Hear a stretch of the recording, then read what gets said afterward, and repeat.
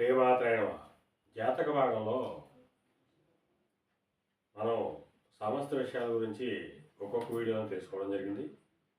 అయితే గ్రహాలు చెడు స్థానంలో ఉన్నప్పుడు చెడు ఫలితాలు ఇస్తాయి, మంచి స్థానంలో ఉన్నప్పుడు మంచి ఫలితాలు ఇస్తాయి అని చెప్పడం జరిగింది.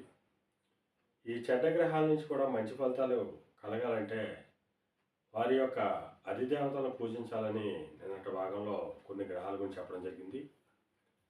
అలాగే కుజుడు గ్రహస్థితి అనుగ్రహం కావాలనుకున్నప్పుడు సుబ్రహ్మణ్యేశ్వర స్వామిని, బుధుడు అనుగ్రహం కావాల్సి వచ్చినప్పుడు శ్రీ మహావిష్ణువుని, గురుడు అనుగ్రహం కావాల్సి వచ్చినప్పుడు పరమేశ్వరుణ్ణి, శుక్రుడు అనుగ్రహం కావాల్సి వచ్చినప్పుడు అమ్మవారిని, అలాగే శని అనుగ్రహం గురించి పరమేశ్వరుణ్ణి, రాహుకేతువుల అనుగ్రహం గురించి కూడా అమ్మవారిని ఆరాధించినట్టయితే